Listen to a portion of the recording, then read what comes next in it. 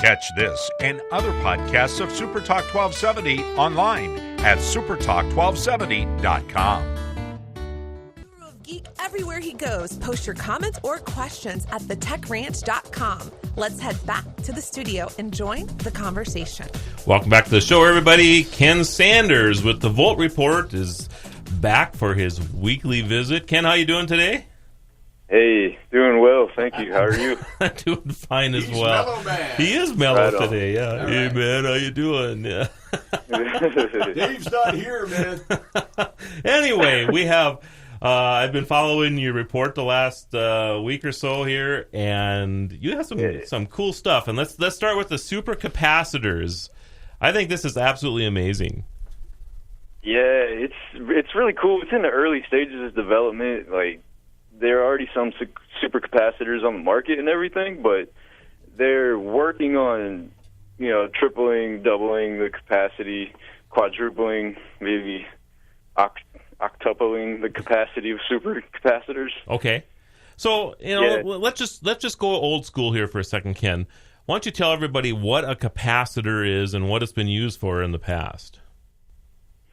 Okay, so you can go ahead and throw the capacitors as they're not exactly batteries right now. They do hold electric charge, and they're used for electronic devices so that you get a little bit of electric in there. They got the carbon inside with separators so they can hold electricity.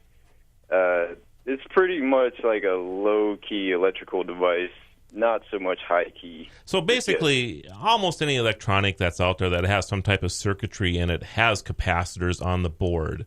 And these things will hold a little bit of juice or regulate the amount of power that goes through that board in different areas. And it does this by holding power a little bit. And so the theory behind this is that they're thinking about using capacitors more like batteries. Yeah, exactly. In a more sophisticated description, the energy storage that is traditionally used for the batteries, they eventually want to maneuver the supercapacitors into that position. So what are the benefits of doing this as opposed to a regular lithium battery? There's a whole host of benefits as far as safety goes, because, the lithium batteries, which are the standard issue battery, are chemical reactions. And maybe you heard, somebody's got a story about their smartphone battery malfunctioning and overheating. In fact, I think some of them actually blew up, didn't they? Yeah. It's explosions.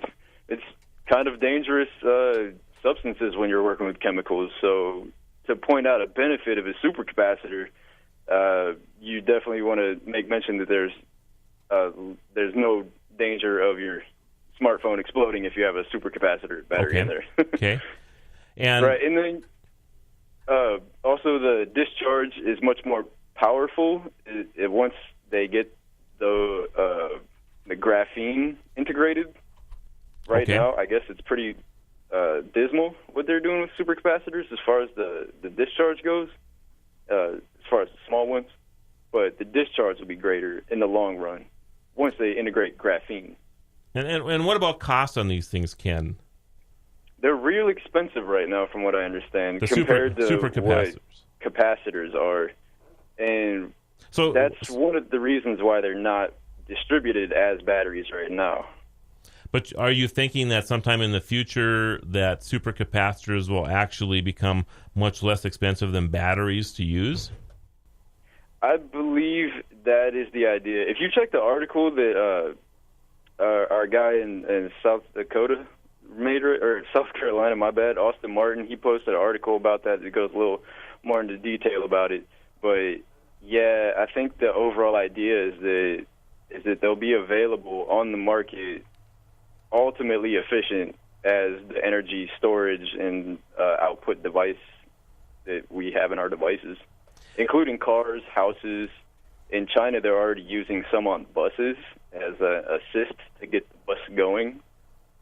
So they're being applied right now already, but it won't be for a little while until they're massively distributed. Okay. And I think, to me, the cost is one thing, and of course the safety factor is another thing, and these are important things. But probably the coolest thing is the amount of time it will take to charge devices, correct?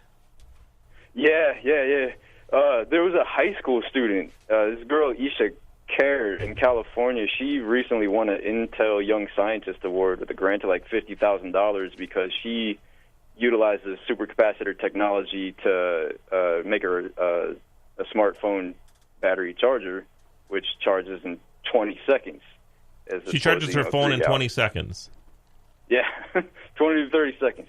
And so there was like a huge wave of applause over the internet about that because it's pretty astounding information. And once that sees the light of day, you can pretty much bet that we won't so much be freaking out about our smartphones not charging up anymore. That's absolutely amazing. Absolutely amazing. So, okay. Well, enough on supercapacitors. Tell us a little bit what's going on at the White House. Yeah, if anyone is familiar with solar power in the White House, they'll know the story about when Jimmy Carter had solar panels installed in 1976 to heat the water supply. And in 1986, for some reason, Ronald Reagan dismantled them. He had them taken down. And there was a huge gap of time in there where there was a request for solar panels to be reinstalled in the White House. However, they're not really acknowledged. And then Bill McKibben stumbled upon one of the panels that was at university campus heating the cafeteria water, and he brought that back to the White House with the students and 50,000 signatures requesting that they reinstall the solar panel in the White House. That was denied, but Barack Obama came back a month later and announced that they would put entirely new solar panels that would actually be creating electrical charge for the power of the White House. So they're not actually heating water, or not just heating water now. They're actually solar panels that will be producing electricity. And is the are the solar panels powering the White House exclusively then? Right, it's the White House itself. Okay. George Bush had solar panels installed to help heat the pool outside. You could make mention he did that in 2003, but that's not really doing much for anybody. Okay. But the solar panels on the White House, however, nobody really knows how much of the White House's power they're going to be providing or how many panels are actually being installed. They are installing them. They announced it a couple weeks ago, so I imagine they may already be installed or they're installing them at the moment. But how many panels, who made the panels, how much of the White House is actually being powered by the panels, complete mystery. Okay. And you have another on the Volt Report, and for everybody who wants to follow up on this stuff, it's at thevoltreport.com. Quiet Supersonic Transport. Tell us a little bit about this. Okay. There was, once upon a time, supersonic transportation for passengers that wanted to fly in a jet that traveled faster than the speed of sound. It was called the Concorde. It ran from the 70s to the early 2000s. They eventually had to 86 it because it cost a lot. There was a lot of money, and the sonic boom restricted it from flying over most places. So when the Hyperloop came out with the information about that, Elon Musk, that's just a week or two ago. Like about a week or two. Okay. He mentioned in the Hyperloop designs that he thought that supersonic transport was ultimately going to be cheaper and faster than the Hyperloop, which is impressive because, Hyperloop will get from L.A. to San Francisco in 30 minutes. Right. So if you look into what he's referring to in the supersonic transport, Lockheed Martin, I think, has the premier technology that will most likely be the first civilian flight, which some people say is going to be happening in about 2020. They actually are quelling the sonic boom of the jets that is banning supersonic transport all around the world, so that ban will be lifted on the strength of a quiet sonic boom, and people will be able to travel at Mach speeds anywhere around the planet. So how are they doing that? Any idea? Lockheed Martin has this V-shaped structure that they're putting on the rear wings of their supersonic jet. Okay. I believe JAXA is got a rocket version where they're actually just going to fly like super high into the air, so the sonic boom's not even audible from the ground.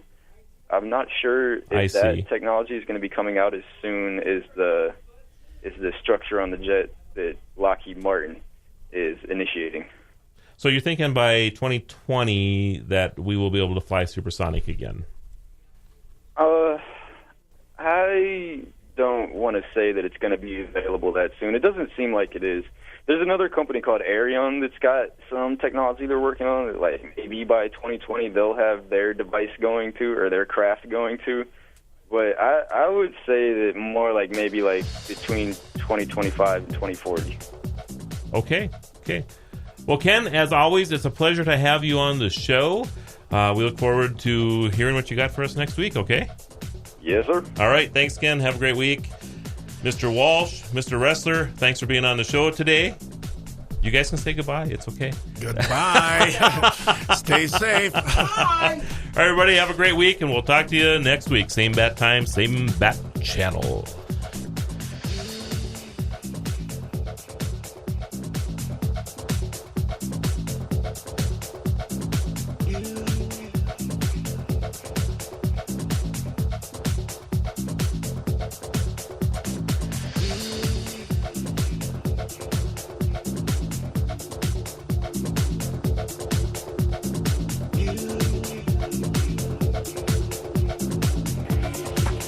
You've been listening to The Tech Ranch, live and local on Supertalk 1270.